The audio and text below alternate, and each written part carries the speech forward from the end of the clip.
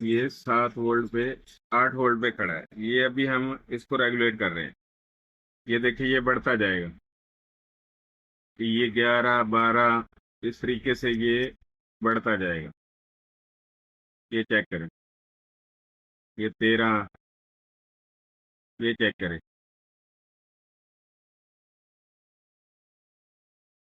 ये 13.8। दोस्तों वैसे उम्मीद करता हूँ खैरियत से होंगे। दोस्तों आज ये हमारे पास 12 वोल्ट 4 एम्पेयर की पावर सप्लाई है। ये मॉडल नंबर है EPS 44R315। ये चेक कर लें। इसको हमने बनाना है रेगुलेटेड पावर सप्लाई। एक रेगुलेटर लगा के पावर सप्लाई बनानी है। इसमें ये एक रेगुलेटर होगा। इसको लगा के हम पावर सप्लाई बनाएंगे। इसके लिए हमें ये 3 रेजिस्टेंसें चाहिए। ये 3 रेजिस्टेंसें हैं ये। और ये एक वॉल्यूम लेना है हमने 50K का। ये 50K का वॉल्यूम है। और इसको लगाएंगे एक रेगुलेटर पावर सप्लाई तैयार करने के लिए। तो अभी इसको खोल लें। इसको हमने खोल लिया। ये चेक करिए ये सर्किट हमारे सामने आ गया। बहुत से भाइयों का सवाल होता है कि भाईजान पावर सप्लाई को जो एम्पेयर की रेजिस्टेंस लगाते हैं वो कैसे लगाते हैं। मैं कई दफा समझा चुका हूँ।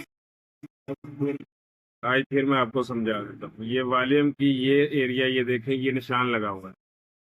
ये माइनस का निशान है। ये चेक करें। ये लाइन लगी होती है वाइट साइड पे, ये माइनस का निशान है। और इसी साइड का जो कैपेसिटर का पॉइंट है उसको हमने देखना है। एक ये पॉइंट आ रहा है, ये चेक करें यहाँ पे कैपेसिटर का माइनस वाला। यहाँ पे आपने मीटर रख के मीटर की एक रॉड रखें। दूसरी ये ट्रांसिस्टर के इस पॉइंट पे रखें या इस पॉइंट पे रखें या इस पे रखें। किसी एक पे माइनस के साथ, कैपेसिटर के माइनस के साथ आपको बीप देगा ना, यहाँ पे शार्ट बोलेगा। आपने रेजिस्टेंस वहां पे लगानी है। इस ट्रांसिस्टर के ऊपर उस पॉइंट के ऊपर आपने रेजिस्टेंस लगानी है। मैं अभी आपको चेक करके दोबारा से दिखा देता हूँ कि कैसे आपने मीटर रखना है और मीटर की प्रॉड रखनी है और बीप बोलेगी तो आपको पता चलेगा कि ये इस तरीके से ये निज़ाम होता है। अब ऑन हो गया। अब ये चेक करें एक कैपेसिटर का माइनस है और ये यहाँ पे इसका पॉइंट आ रहा है। यहाँ से ये नीचे यहाँ से यहाँ पे आ रहा है। एक साइड मैंने यहाँ रखी मीटर को, यहाँ पे मैंने रखा। ये मीटर देखें ये जी, मैं पहले आपको बीप चेक करवा दूं। ये जैसे बीप दे रहा है ये दोनों प्राड़ें आपस में टच की हैं तो ये जो है ना बीप दे रहा है। अब ये यहाँ पे लगा रहा हूँ तो बीप नहीं दे रहा, यहाँ पे लगा रहा हूँ बीप नहीं दे रहा, यहाँ पे लगा रहा हूँ तो ये बीप दे रहा है। सो आपने ये पॉइंट देखना है। इस पॉइंट से लेके ये पॉइंट यहाँ पे आ रहा है ग्राउंड पे यहाँ पे।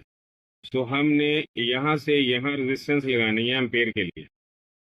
जो भी एम्पेयर की रेजिस्टेंस आप लगाएंगे वो यहाँ से यहाँ लगाएंगे। अब इसमें स्विचिंग की रेजिस्टेंस ऑटो कपलर ये देखें, ये 4 ऑटो कपलर लगे हुए हैं। बास भाई को देख के अगर करना चाहें तो वो आसानी से हो जाएगा। आपने ये बाहर वाले ऑटो कपलर के ऊपर आपने स्विचिंग करनी है। ये 12 वोल्ट 4 एम्पेयर में जितने भी सर्किट आए हैं उसके बाहर वाले साइड पे आपने स्विचिंग करनी है। तो इसके ये देखें ये 2 पॉइंट है एक ऑटो कपलर पे और ये दो एक साइड पे।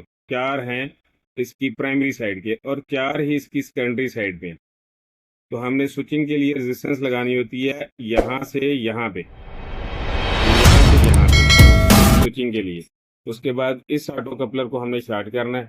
और वोल्ट बढ़ाने के लिए ये देखें ये TL431 लगा हुआ है।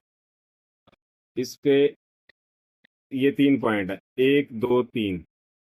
जो वोल्ट बढ़ाने की रेजिस्टेंस है वो हमने लगानी है इस पॉइंट से।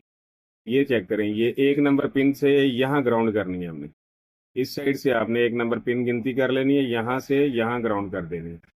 तो अभी मैं आपको रेजिस्टेंस से दिखा दूँ। सबसे पहले हम स्विचिंग के लिए रेजिस्टेंस लगाएंगे। ये चेक करें ये 47 की है। ये 47 किलो ओम की रेजिस्टेंस है। सो हम इसको स्विचिंग के लिए यूज करेंगे जो ऑटो कपलर पे लगेगी।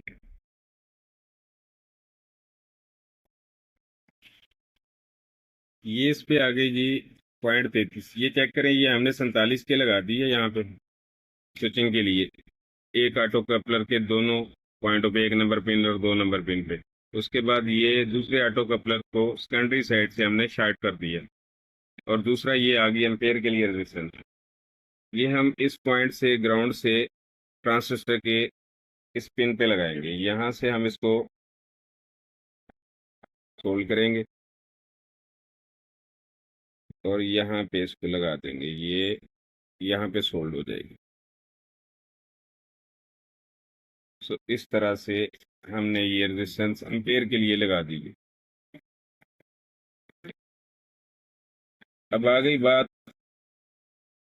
इसके वोल्ट बढ़ाने की। ये 12 वोल्ट इस टाइम एम्पेयर के साथ, पूरे एम्पेयर के साथ ये खड़ी है। ये मैक्सिमम 12 से 15 एम्पेयर हमें प्रोवाइड करेगी। तो उसके बाद हम लगाएंगे रेजिस्टेंस, ये वाली आ गई वोल्ट बढ़ाने के लिए। ये हम 33 के लगा रहे हैं। आपको चाहिए कम वोल्ट चाहिए तो आप इसकी जगह पे 47 के लगा सकते हैं, और कम चाहिए तो वजन आप इस पे 68 के लगा सकते हैं। इस तरह से आप जैसे बढ़ाते जाएंगे वोल्ट आपके कम होते जाएंगे। और अगर आपने वोल्ट ज़्यादा करने हैं तो 33 की के की जगह पे आपने 27 के लगा देनी है। 27 की जगह अगर फिर उससे भी ज़्यादा चाहिए तो आप 22 के पे ले आए। इस तरह से आप रेजिस्टेंस की वैल्यू चेंज करके वोल्ट को अप डाउन कर सकते हैं। एम्पेयर के लिए आप यहाँ पे 0.47 लगाना चाहें वो आपकी मर्जी है, वो लगा दें। 1 ओम लगाना चाहें वो लगा दें, वो भी चल जाएगी। दूसरे नंबर पे इस सर्किट में एक और चीज़ आती है। ये सर्किट दो मॉडल है, एक 0-15 है और एक 3-15 है। इसमें दो मॉडल होते हैं और सेम सर्किट होता है। किसी किसी सर्किट में आके ये झटका लेता है। अगर आपने एम्पेयर बढ़ाए हैं, यहाँ 0.22 लगाएंगे तो ये किसी किसी में आके झटका लेता है। सो आपने यहाँ एक रेजिस्टेंस लगी हुई है नीचे,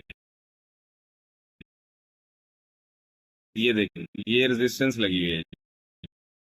आपने इसको निकाल के इसकी जगह पे 68 ओम लगा देनी है, 22 ओम लगा देनी है, 82 ओम लगा देनी है, जो आपके पास अवेलेबल हो इस रेजिस्टेंस को निकाल के।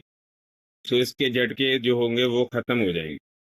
इसमें एक और चीज भी आती है भाईजान, इसका ये चॉपर जो है ना बहुत सा नाजुक है।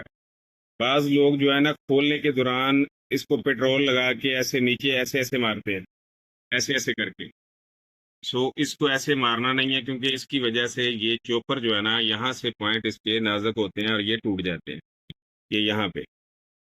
सो देख लिया करें अगर कोई सर्किट ना चले, क्योंकि माल इतनी दूर से ये आता है, रास्ते में कभी अप डाउन लोड होता है, कभी अनलोड होता है। सो इस वजह से इसके ऊपर जो है ना ये पॉइंट जो ऊपर के इसके टूट जाते हैं।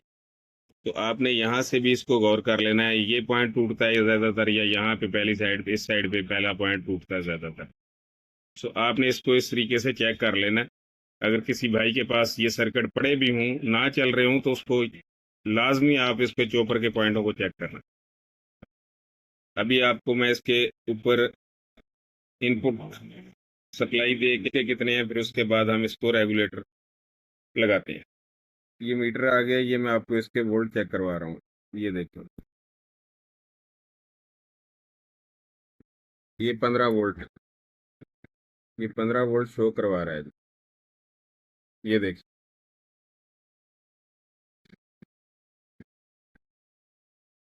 15 वोल्ट शो करवा रहा है, ये चेक करें।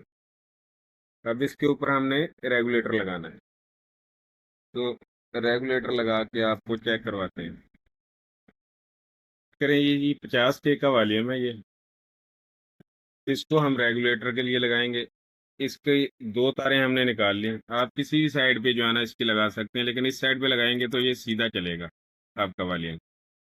जैसे एम्पलीफायर के ऊपर या टेप रिकॉर्डर के ऊपर सीधी तरीके से होता है ना कि इस साइड से ये घूमेगा तो ये चलेगी।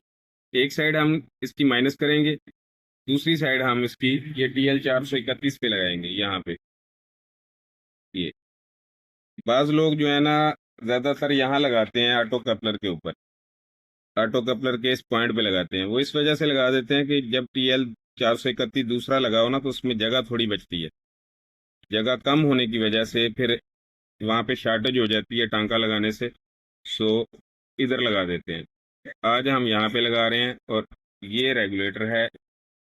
अब हम इसको वॉल्यूम को जो है ना, यहाँ पे पहले मीटर की तारें यहाँ जोड़ लें।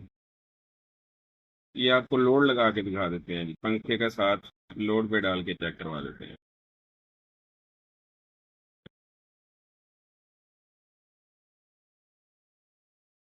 ये चेक करें जी, ये अभी 7 वोल्ट पे खड़ा है। ये 7 वोल्ट पे 8 वोल्ट पे खड़ा है। ये अभी हम इसको रेगुलेट कर रहे हैं। ये देखिए ये बढ़ता जाएगा कि ये 11 12 इस तरीके से ये बढ़ता जाएगा। ये चेक करें, ये 13, ये चेक करें,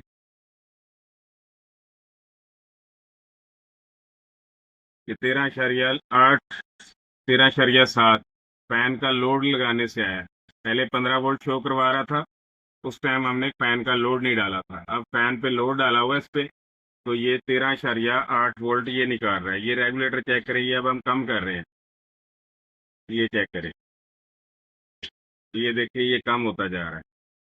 ये आप इसको 4 वोल्ट 3 वोल्ट से उठा के 14 15 वोल्ट तक इसको रेगुलेटर लगा सकते हैं। जैसे हम डिमर लगाते हैं ना फैन का, तो इस तरीके से हम ये लगा सकते हैं। ये चेक करें, ये 6 वोल्ट पे फिर आ गया और ये फिर आप बढ़ाना शुरू कर दिया।